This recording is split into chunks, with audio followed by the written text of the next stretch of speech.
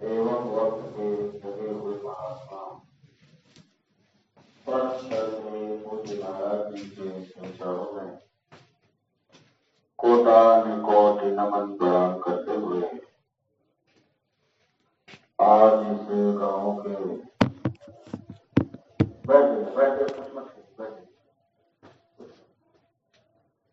आज इस गांव के इस पवित्र वसुंधरा पर सत्संग की इच्छा लेकर पधारे सभी सत्संगी प्रेमी भाई बहन, इस गांव क्षेत्र के सभी सम्मानित, इस ग्राम सभा में रहने वाले सभी सम्मानित धर्म प्रेमी भाई बहनों को मेरा सादर सप्रेम जय गुरुदेव। प्रेमी भाई बहनों, आज मालिक की दया कृपा से हमको आपको ऋषि मुनि महर्षियों के, राम कृष्ण के, संतों महात्माओं फकीरों के संदेशों को सुनने का अवसर प्राप्त हुआ है। प्रेमी भाई बहन, वैसे तो ये मानव जीवन हम सभी लोगों को अपने निज कार्य के लिए मिला हुआ है, लेकिन हम सभी लोग इस समय जिस काम को अपना समझ रहे हैं वे सभी काम हम सभी लोगों के काम नहीं आएंगे। प्रेमी भाई बहन, आप सभी लोग गांव में रहते हैं, आप विचार नहीं करते कि हम लोगों के बीच से बहुत से लोग चले गए और हम लोगों के बीच बहुत से लोग आ भी रहे हैं।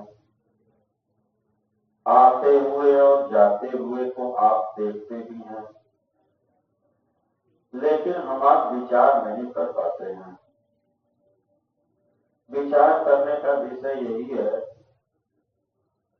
कि प्रेमी भाई बहन, आते वक्त तो हमें खुशी होती है, लेकिन जब हमारे बीच से कोई चला जाता है तो हमें तकलीफ होती है।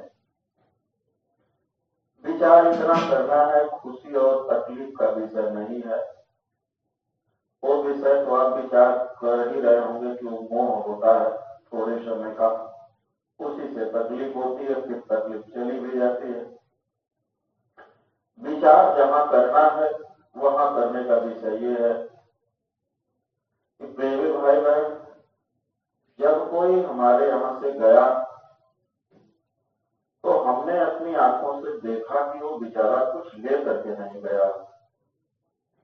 जिंदगी भर जब से पैदा हुआ लगातार काम करता रहा। न जाने उसने अपने जीवन में कितने काम किए, न जाने उसने कितने दोस्त मित्र बनाए, न जाने उसने कितने बड़े बड़े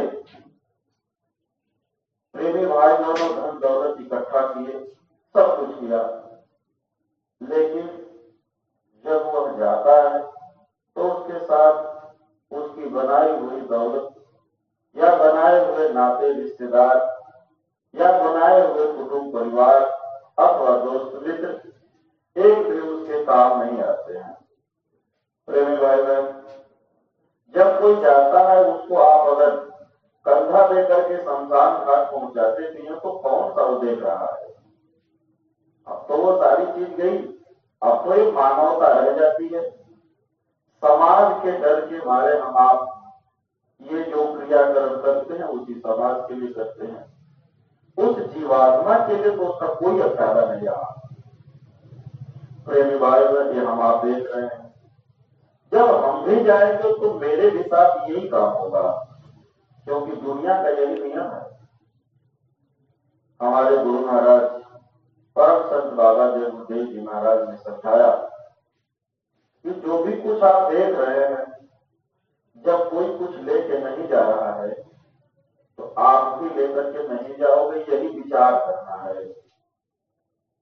और विचार सज्जन लोग करते हैं, दुर्जन नहीं करते हैं। एक ग्रामवासी भाई बहन, आप सज्जन हैं, आप विचार करिए, करहु विचार सुजन मन मानी।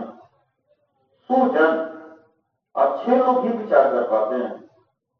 अच्छे लोग का मतलब जिनका खान पान अच्छा हो। धार्मिक किस्म के लोग हैं जिनको धर्म में आस्था हो।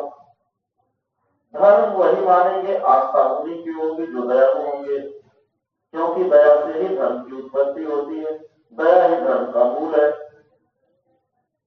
पूर्व व अभिमान, अरे प्रेमी भाई बहनों, इसी दया के मूल से यानी दया के जड़ से प्रेमी भाई बहनों धर्म की उत्पत्ति हुई है। इसीलिए ऐसी भावना जिन लोगों के अंदर होगी उनको तो विचार इस बात पर जरूर करना चाहिए कि भाई मेरे भी साथ यही होगा जो हम इनके साथ कर रहे हैं। तो जब ये लेकर के कुछ नहीं ले जा रहे हैं तो हम भी लेकर के कुछ नहीं जाएंगे। प्रेमी भाई बहन, अब सवाल ये रहा कि हम आए क्यों, हमने ये सारा काम किया क्यों, औलाद के लिए। किसकी औलाद, कौन है ये? अरे प्रेमी भाई बहनों, जिसको हम अपने पिता समझे, जिसको भाई समझ रहे हैं, जिसको औलाद समझ रहे हैं, जिनको पूरा कुटुंब परिवार समझ रहे हैं, क्या हमने उनको कभी जानने की इच्छा की या उनके बारे में जानने का प्रयास किया कि ये लोग कौन है? अरे प्रेमी भाई बहन, हमारे धर्म पुस्तकों में लिखा है, ईश्वर अंश जीव अविनाशी। चेतन, ये चेतन जीवात्मा है, सहज सुख राशि, ये सुख की देश रहने वाली जीवात्माएं तो हैं। और ये किसकी अंश है? ईश्वर। हम भी ईश्वर के हुए, आप भी ईश्वर के हुए, सभी चराचर में जितने जीव हैं ये सब उन्हीं के अंश हैं। अरे प्रेमी भाई बहनों, यहाँ ना कोई किसी का बेटा है और ना किसी का कोई बाप है। प्रेमी भाई बहन, दुनिया में आने का एक माध्यम है, उस माध्यम को एक रिश्ता हम लोग दे देते हैं। जैसे प्रेमी भाई बहन, हम लोग ट्रेन में सफर करते हैं, ट्रेन में चढ़ गए, हमारी सीट अलग, उनकी कुर्सी सीट अलग, उनकी सीट अलग। ट्रेन चली नहीं, परिचय शुरू हो जाता है। भाई साहब आप कहाँ के रहने वाले, आप कहाँ के रहने वाले, उम्र के हिसाब से चाचा दादा बाबा, तुरंत रिश्ता हमने बनाया, अपना अपना स्टेशन आया, उतरते चले गए, रिश्ता भी।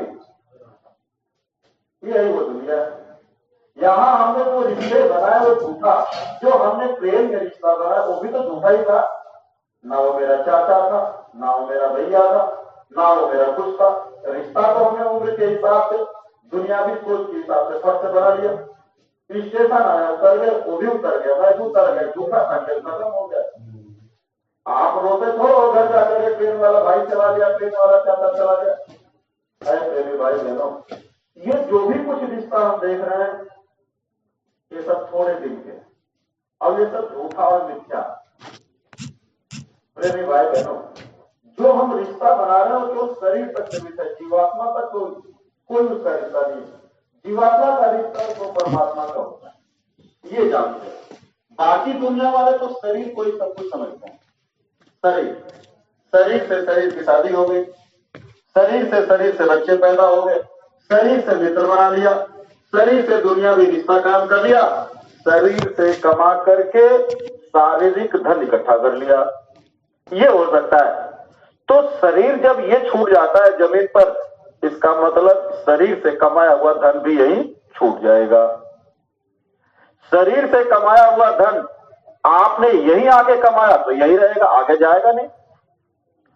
प्रेमी भाई बहन, जब महात्मा आते हैं तो आप इसको इसका रहस्य खोल देते हैं, आपको समझा देते हैं कि ये दुनिया किसकी है, यहां हम लोग क्या करने आए हैं, यहां क्यों भटक रहे हैं, इसके बारे में जानकारी देते हैं।